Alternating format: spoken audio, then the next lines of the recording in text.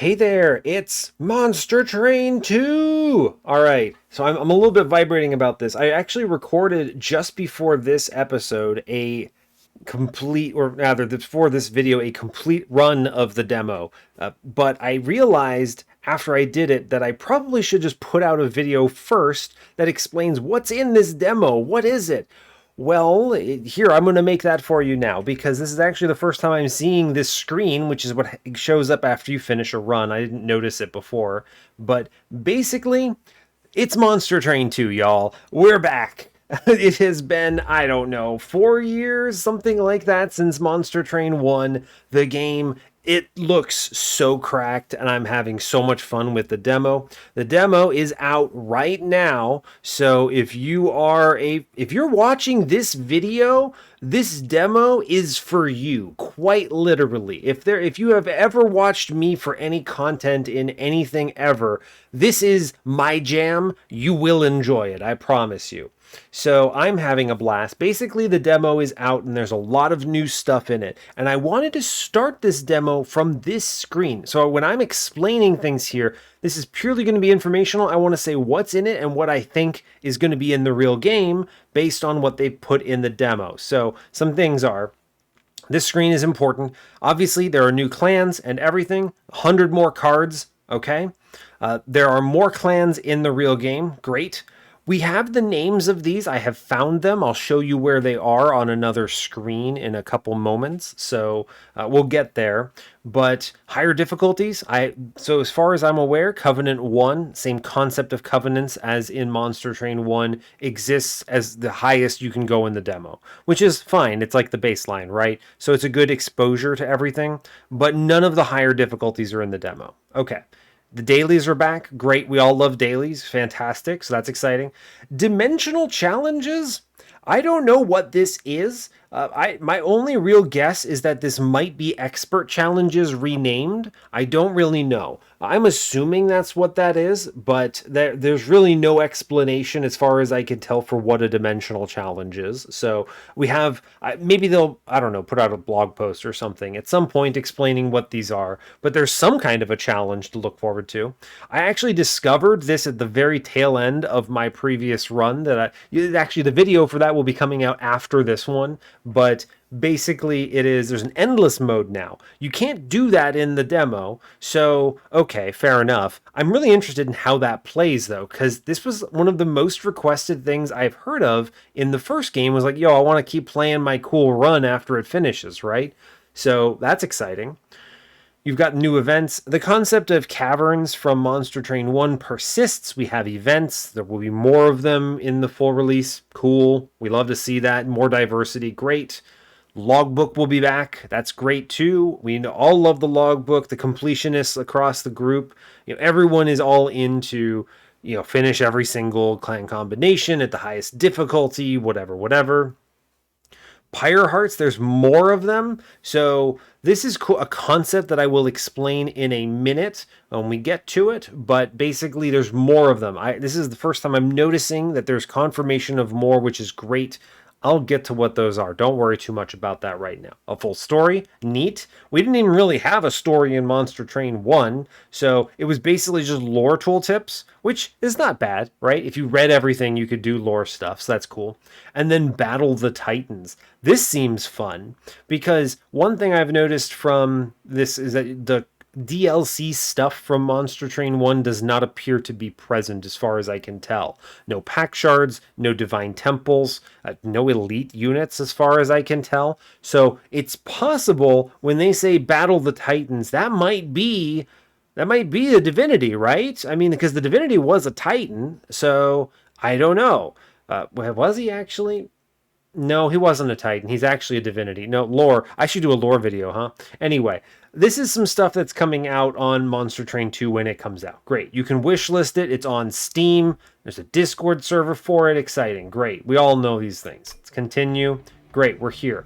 This is the main screen of the demo. Very fun. You can see the logbook I've mentioned. You can see there's a whole section for customizing your train, which is interesting. So the customizing of your train here, I don't know what this means, right? This could be a ton of stuff. So I'm curious what customizing your train means, because that's cool, I guess, that you can do that. You can depart here. It's kind of a cool little hub zone, right? But in case it's not clear, I recommend going to the demo. There will be some, like, I guess, kind of spoilers in this video. Not really, right? I mean, we go to hell. In the first game, we fight hell. Now we're fighting heaven. That's the whole point of the game. So that's not really a spoiler. You discover that within, like, I don't know, 30 seconds of turning the game on, pretty much. So we're coming from hell to fight God, I guess. So that's cool. So the whole like background here shows us like there's the pearly gates of heaven, I assume, and that's us going to go punch it. So I don't think there's anything else here that I'm noticing. Cool. So other things, the logbook shows up in the menu too. I mentioned this in the other video as well, the first time I go through it on the actual run, so this might be redundant for some of you, or rather that part might be redundant for this. There are still a whole bunch of really good accessibility options. So we've got colorblind modes, UI scale. For those of you who really care, we have static battle backgrounds, camera shake off. These things really matter for me. The camera shake being on gives me a migraine, so very important to have that accessibility option here. What else? Important stuff. Let's see. Game speed still exists, things like that. This thing, scroll while playing cards, this messed me up a few times when I was first trying the demo out to get acclimated to it. I wanted to make sure I had things figured out before I talked to you all about it. So basically, this is if you hold a card in a specific position on the screen, it will move your screen down or up floors. I found this messing me up a bunch, actually, so I turned it off. Something to keep up with, as an option if you notice that functionality. Graphics, I don't think there's anything particularly exciting to talk about here. I've already tailored the volume, so you should be okay there, but yes. So that's kind of it. You got the full suite of settings here. Nothing too crazy. Seems straightforward for what I would expect for a card game. Okay, let's go to the depart screen. This explains some of the things that I've already mentioned briefly in that demo screen. So let's go into here. You can see dailies and community challenges are locked in the demo. The daily challenge is a really important part of people's enjoyment of the first game, so it's great that's coming back. Community challenges, this I'm presuming is going to be sharing challenges with other people. Things like curse seeds, bless seeds, whatever, those sorts of things will continue to exist, it looks like. That's my suspicion. I'm pretty sure they called this the exact same thing in the first game, is why I think it behaves this way. There might be changes, I guess. I don't really know the full details of it, but I'm suspecting that the reason this is showing up here is so that they're communicating to old players of the first game, yes, this will still exist. That's my suspicion. Let's go to the run screen. I want to show and explain some things. A lot going on here. It's super cool. But what's in the demo that matters to you? Take a look at the bottom left. You'll see mutators. They still exist in this one. We can't access it in the demo, but it's telling us that this does exist in the real game. So great. Looking forward to that. This is what makes me also think that those dimensional challenges might be expert challenges if mutators still exist. So.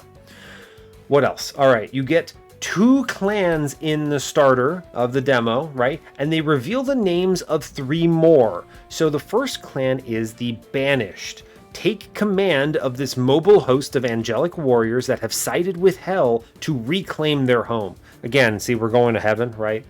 Anyway, this basically is, if you imagine all of the fan requests in the first game for why can't we just play Fallen Angels, that's literally this clan, right? This clan is Fallen Angels going back to reclaim heaven. Incredible. Love it. The clan plays incredibly. I love it so much. I have a video of that going up probably, honestly, later today, so that you will be able to watch a run of this as well. Some of the commentary in there at the beginning of that run will be a little redundant with this, just in case people are viewing it for the first time there. So be mindful of that. Then we have Pyreborn. Use the powerful abilities of the dragons and their attendant drakes who have emerged from the gilded core. Okay, that's all new stuff, right? We don't know it. None of this is lore related to Monster Train 1, but dragons, they're very cool. This is a very money-driven clan from my testing in the demo, so very excited for that. There's a cool new mechanic in it as well. I can't show it to you very easily because there's no logbook in the demo, right? But basically, the run that's coming out that you'll see later today on the channel will include some of the details of that. I take advantage of some elements of it for that run. So exciting. The 3 other clans that we know are in this release that are locked in the demo: the Luna Coven, the Underlegion, the Lazarus League. I've theory crafted what these might be based on their icons and names, right? Like Coven makes me think very strongly of witches. So, and there's like wings here as well. Luna is very moon based, so like a moon coven of witches is my suspicion, with some wing action going on. Seems cool. Underlegion's got like a hat icon here, so my suspicion, Underlegion is some kind of underground clan, maybe like a bunch of bugs, possibly something like that. Anything that could live in the ground. I'm thinking this could be, I don't know. It wouldn't be Wormkin 2.0, right? Because Wormkin 2.0, they would just call it Wormkin, and I don't know. So we'll see, I guess. I'm not really sure what to expect here, but something underground, right? It's like a legion of things from underground is my suspicion. I don't really know what else to think besides bugs, though, so I guess we'll find out. And Lazarus League, I mean, man, this is sure reads to me like these names are very on point. The icon is like a swirly, which is extremely unhelpful, right? Just a big swirly thing. I don't know what to make of that. But League immediately makes me think, I mean, I'll be honest with you, it makes me think of the Is It League straight out of Magic the Gathering, so like scientists, right? And then Lazarus is what, reanimation, revival, coming back from the dead. So like zombies, right? I don't know. We haven't had an undead clan, right? Is my first suspicion, right? There's nothing in the first game that's an undead clan. So I think this is straight up just a bunch of undead is my guess here. So we'll see, I guess, but that would be cool, right? A bunch, like you play as what, a champion as a necromancer or something? I don't know. I'm completely guessing at this point, but just accept my theory crafting. It's fun. I'm enjoying it. Whatever. Great. You tell me in a comment what you think these 3 clans are, because that seems exciting to me. We have a name and we have an icon, and that's it. Anyway, these clans are really cool. Of course, you have random as well. So I'm going to show you the 2 champions, the things that I can show you in this. I'm not going to play or run in this particular video. This is mostly just information, but I'll show you the 2 champions of the clans that have been revealed. I will also note, this only goes up to level 3 in the demo. I've tried to go farther. Now, I don't know if they've changed the leveling scheme here, right? Leveling in Monster Train 1 for a clan basically unlocks new cards. As far as I can tell, similar concepts of things happen here. You unlock cards, you unlock artifacts. Seems normal. One important detail is that you unlock at level 5 in the first game an Exile champion. Now, I don't see any UI for this here. I don't see anything indicating this. I don't know if Exile champions will exist. That's a good question, because they unlock at level 5, we can't get there. So this is something we need to, like, maybe we'll find out from like interviews or something at some point, but I'm curious if we're gonna have Exile champions in this game. So for now, we only have the 1 champion, and they're pretty spicy. I'm very excited about them. You might notice the name of this one, which is the Banished Champions Champion, right? Banished Clans Champion. Of course, Champions Champion, of course, words, English. But it's Fel. So what does this tell you lore-wise about what's going on here, right? We beat Fel up in the first game. So, okay, great. We defeat Fel. Fel falls. I guess we like claim her body or something. I don't know. I mean, the lore of this game is actually kind of wild. But like basically we take Fel to hell, turn her into this, and then she's rising as a fallen angel now. Absolutely wild. It's super unhinged, and she looks awesome. This is super cool. Sick little like double halberd situation. She's got cool new demon wings. Just awesome. Huge fan of this design. So a big part of this clan's mechanic is movement, clan movement, card movement on the train. So advance is the Just Cause. You see up here is the standard card, the starter for Fel. Apply Valor 2. It's a new mechanic. It's a new buff. You get +1 damage per stack. It does not tick down, kind of like Rage, but it doesn't tick.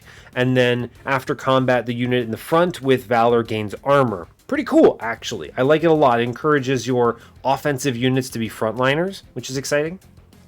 Great. So look at the other champion for Pyreborn. Alright, so this is Lord Phoenix, straight up dragon.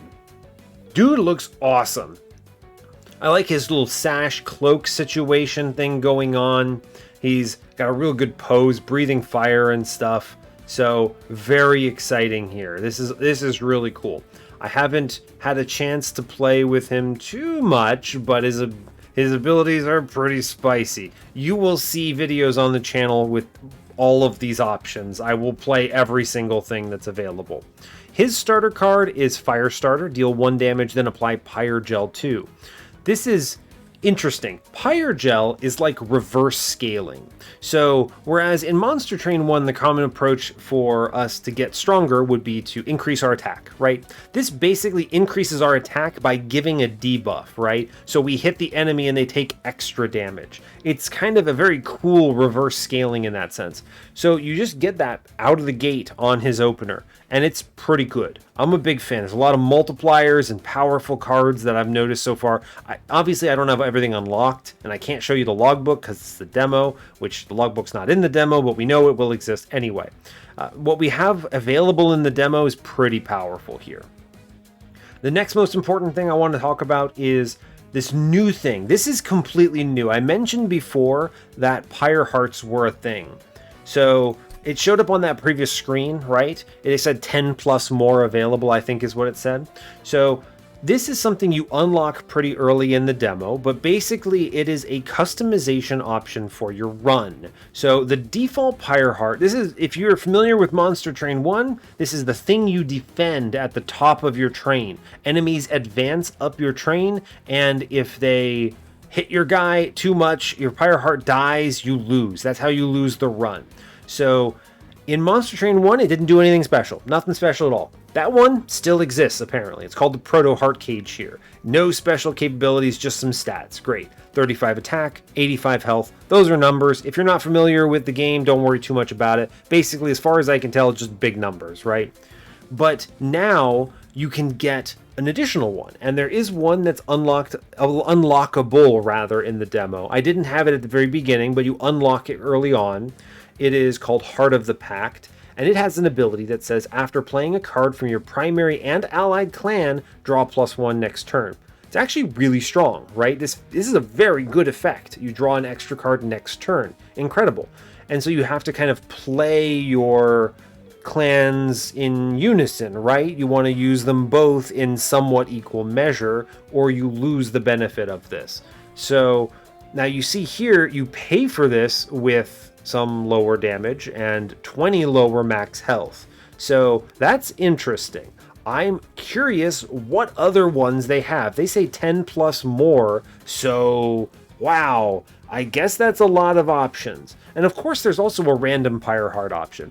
I mentioned this as well in the future video where I'm playing it, but I suspect that I will be playing with random Pyre Heart. It just sounds nice. It's one of those things where I don't think I want to like hand pick these for every single run, because I would get in the rut of always picking the same one, right? I'd be like, whatever one just is stronger for this clan combo or something, and that's boring, right? No one wants to watch that. We wanna watch me suffer through whatever the game decides to throw at us. So random Pyre Heart would be my pick. But this is a new functionality entirely as far as I can tell. Nothing in Monster Train 1 really matches this pretty closely, so very cool.